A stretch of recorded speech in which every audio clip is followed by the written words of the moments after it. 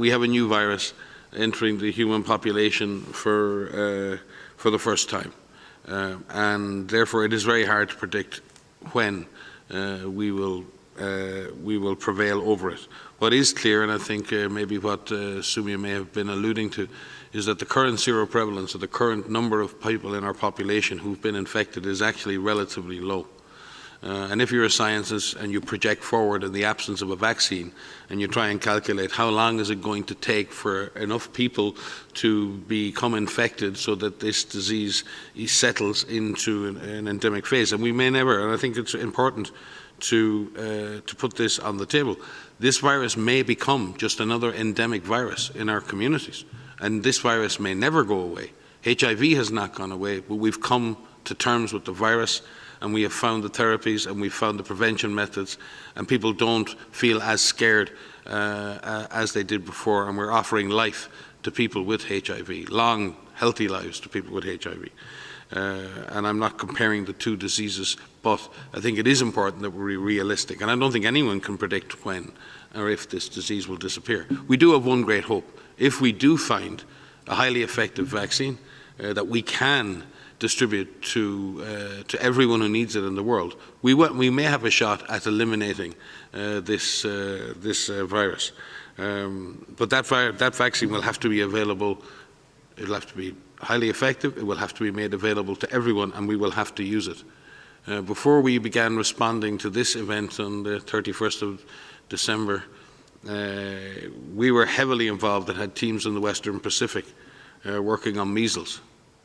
At that time, every single ventilator, and we've learned about ventilators, all of us around the world in the last, a lot of people talk about ventilators.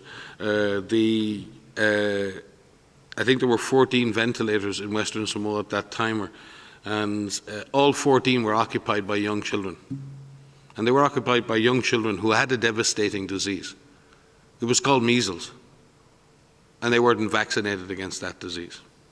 So forgive me if I'm cynical, but we have some perfectly effective vaccines on this planet that we have not used effectively for diseases we could eliminate and eradicate, and we haven't done it. We've lacked the will, we've lacked the determination to invest in health systems to deliver that. We've lacked the capacity to sustain primary health care at the front end. And therefore, science can come up with the vaccine.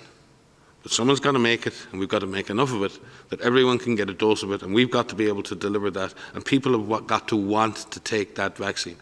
Every single one of those steps is fraught with challenges. It's a massive opportunity for the world.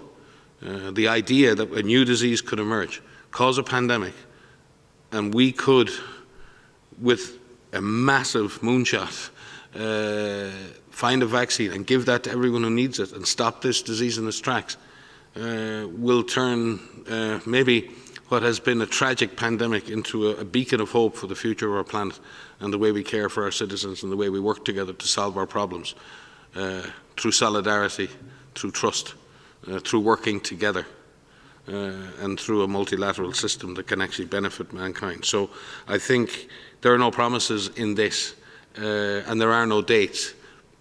This disease may settle into a long-term problem. It may not be. In some senses, we have control over that future, but it's going to take a massive effort to do it. The DG's been calling for it. He's been speaking, bringing leaders together, trying to drive the issue so that we have access to COVID tools. We believe we have a coalition that can deliver on that, but it's going to need the political, the financial, the operational, the technical, and the community support to be a success.